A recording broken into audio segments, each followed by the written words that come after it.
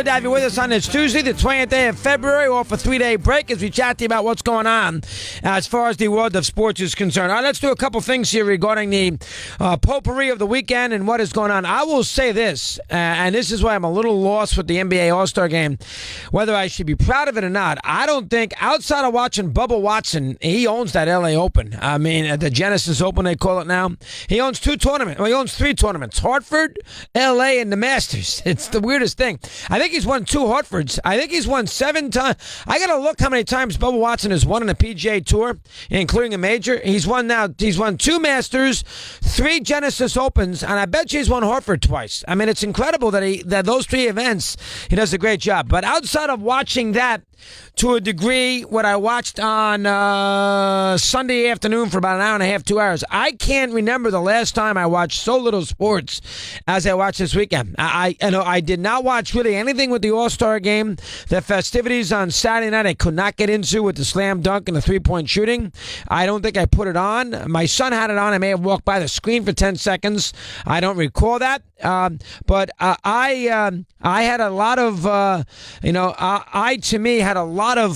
couldn't get into it, and I did not watch the All-Star Game at all on Sunday. Now I know the game, I guess, was a little bit more competitive. They didn't try to break a 190-point barrier this time, so I guess the game was a little bit more competitive. And so 148-145. Eddie Erickson and all the reports that I read said they played relatively decent defense at the end.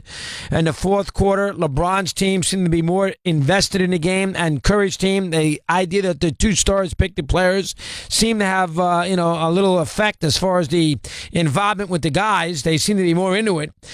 So from that standpoint, that seemed to have a little bit of a positive. But, it didn't indicate that with the ratings. The TV ratings were about where they usually are at these All-Star games. 7.7 million watched, which is obviously a little less than last year. Now, last year, no one won Olympics.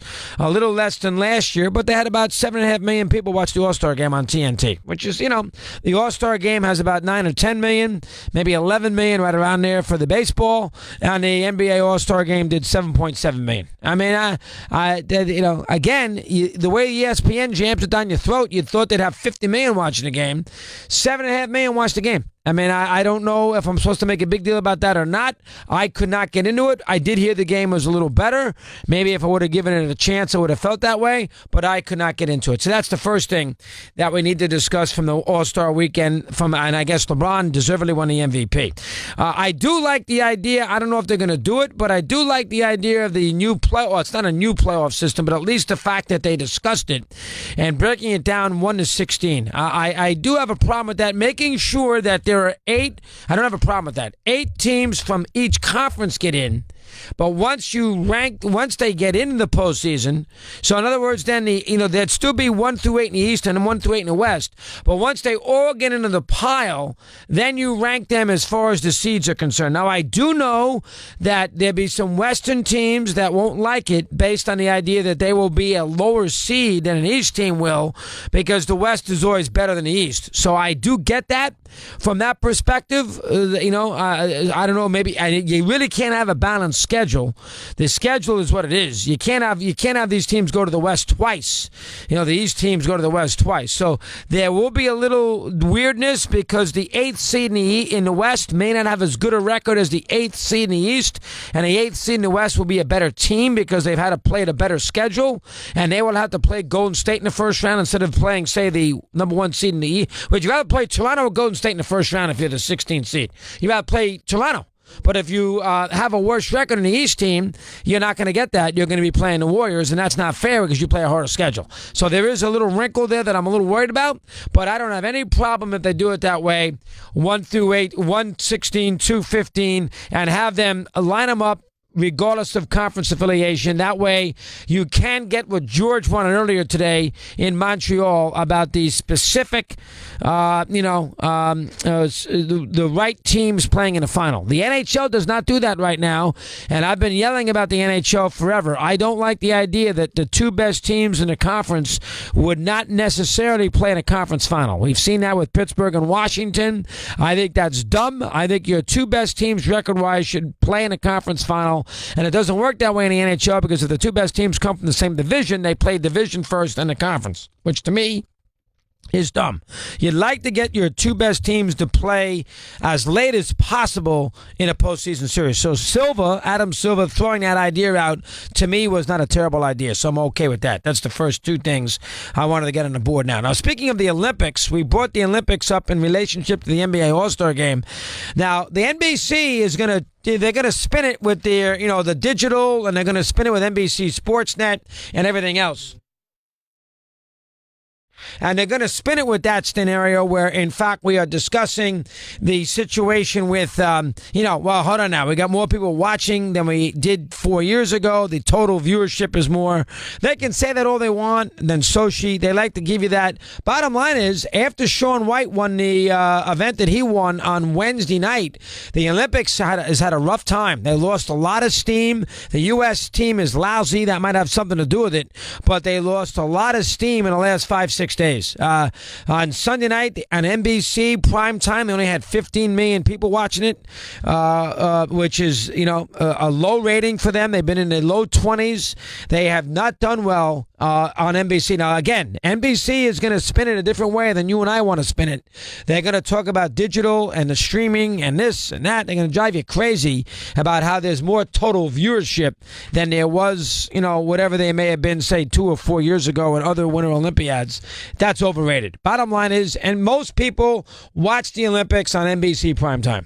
They can claim that everybody's over on CNBC, on MSNBC, on Bravo, on USA, on this, that, bunch of nonsense. So you can add another million or so there total. Most people are there with Tirico on prime time every night. And based on that, the ratings have not done as well. And they have fallen off the cliff in the last 5-6 days. We'll see if that continues. Remember, the Olympic ratings are going to go down, not going to go up. I know they have this skating coming up down the road here, the women's figure skating, but the closing ceremony is a complete bust, always is. The U.S. team has, again, been bad. People get stale of the Olympics. So, and this week they're on vacation, so we'll see how the ratings move it along. We'll get an update constantly, but so far not good this second week with the Olympics. So from that standpoint, we keep that in mind. That's the second thing I wanted to get to today. Third thing I wanted to get to in this little potpourri is Cousins, where, if I'm the Jets, I don't bring Kirk Cousins in. And if I'm Kirk Cousins, I'm not signing with both ways. If I'm Cousins, why am I going to play with the Jets? That I know they have a pretty good defense and everything else, but I'm going to go play in New York. I'm going to go play in New York against the Giants. I'm going to play in the Giant Stadium because MetLife is still, I consider that a Giant Stadium more than anything else. I got Brady and Belichick still in the division for the immediate future. Why would I want to go play for the Jets? Now, I don't know where he's going to play. He's going to have a million choices.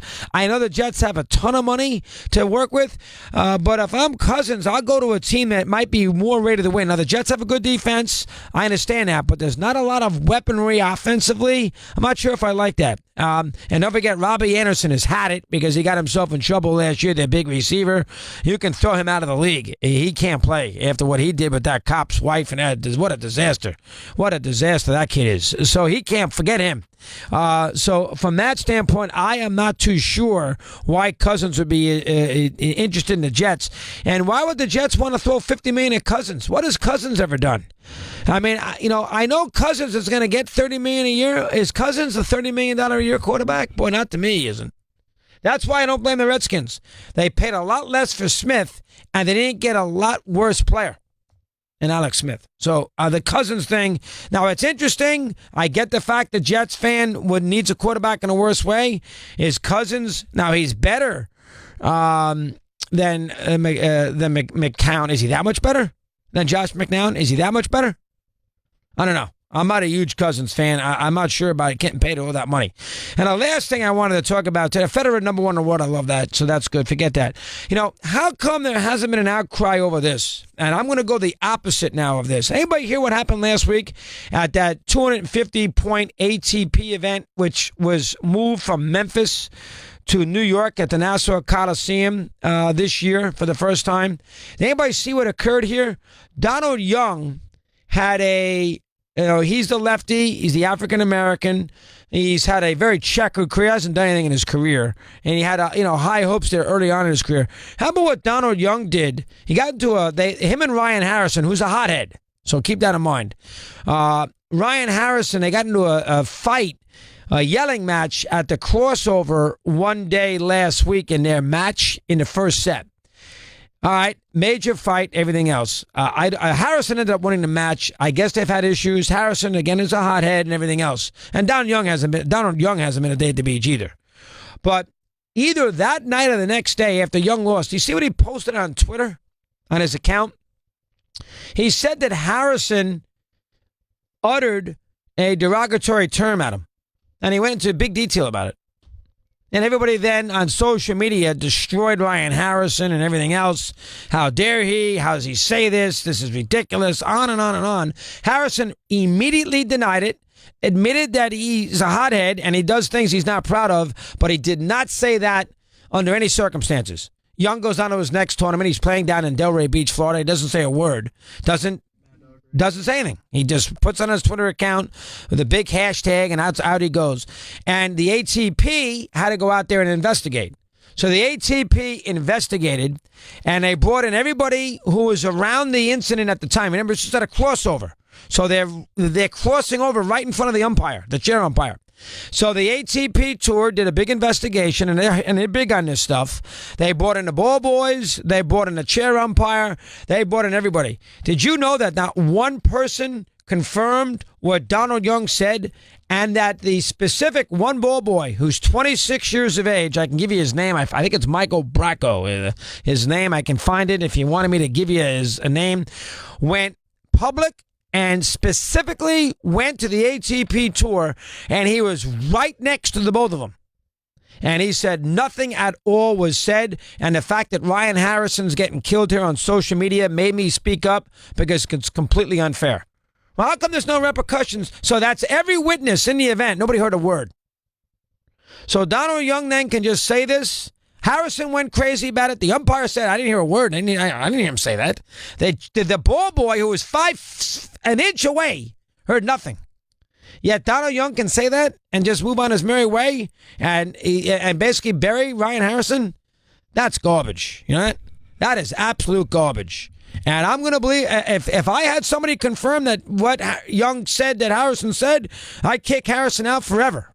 This is not 1947 and Jackie Robinson and Eddie Stanky or, Ducky Medwick or that Philadelphia Philly manager, who we all know about. I forget his name. This is not about that. That is a complete disgrace if that in fact occurred. The fact that Young did what he did is also a disgrace. I want to make sure I get that on the air. Now, last thing I want to say, something nice. I get home on Friday night. And the kids are off from school now this week, so everybody's home in my household. So I made a deal with my 17-year-old daughter. She wanted to watch a movie, okay? So I made a deal with her. I said, and she wanted to watch The Two Fallen Stars, which is about two cancer patients who are teenagers who meet each other. She's seen it 3 times, and that's the last thing in America I wanted to see. But I wanted her to watch this movie, as I was looking for a movie to watch. Just the two of us. And, you know how kids are. Kids will, unless it happened in the last 4 months, they want nothing. They want nothing. They think the world started, since they were aware of things. They have no idea. So I flipped through, the Apple TV and all the old movies. I flipped through one. And I finally found one. I wanted to go Tootsie, a movie I saw 10 times, but I laid off it. I finally found a movie there that I think she would have liked. And it's a movie that is very underrated. I can remember the day I saw it with Peter Connolly in Huntington, Long Island in 1988. And I absolutely love the movie. And I said to myself, Kira is going to like this. So lo and behold, I made her buy it, $3.99, and 2 hours and 10 minutes later, she absolutely loved it. Now, I do have to watch the Fallen Stars nonsense the next day, but for those 2 hours and 10 minutes, I had a chance. You have a daughter, she's not into sports, you bonded with the other ones, but I bonded with my daughter about an old-time movie that her staid, old fart, 58-year-old old man loved, and she bought into it. The movie, good to have you with us on this Tuesday, the 20th day of February, off a 3-day break as we chat to you about what's going on as far as the world of sports is concerned. All right, let's do a couple things here regarding the potpourri of the weekend and what is going on. I will say this, and this is why I'm a little lost with the NBA All-Star Game, whether I should be proud of it or not. I don't think, outside of watching Bubba Watson, he owns that LA Open. I mean, the Genesis Open, they call it now. He owns 2 tournaments. Well, he owns 3 tournaments, Hartford, LA, and the Masters. It's the weirdest thing. I think he's won 2 Hartfords. I think he's won 7 times. I got to look how many times Bubba Watson has won on the PGA Tour, including a major. He's won 2 Masters, 3 Genesis Opens, and I bet you he's won Hartford twice. I mean, it's incredible that those 3 events, he does a great job. But outside of watching that, to a degree, what I watched on Sunday afternoon for about an hour and a half, 2 hours, I can't remember the last time I watched so little sports as I watched this weekend. I did not watch really anything with the All-Star Game. The festivities on Saturday night I could not get into with the slam dunk and the 3-point shooting. I don't think I put it on. My son had it on. I may have walked by the screen for 10 seconds. I don't recall that. But I had a lot of, I couldn't get into it, and I did not watch the All-Star Game at all on Sunday. Now I know the game, I guess, was a little bit more competitive. They didn't try to break a 190-point barrier this time, so I guess the game was a little bit more competitive. And so 148-145. Eddie Erickson and all the reports that I read said they played relatively decent defense at the end.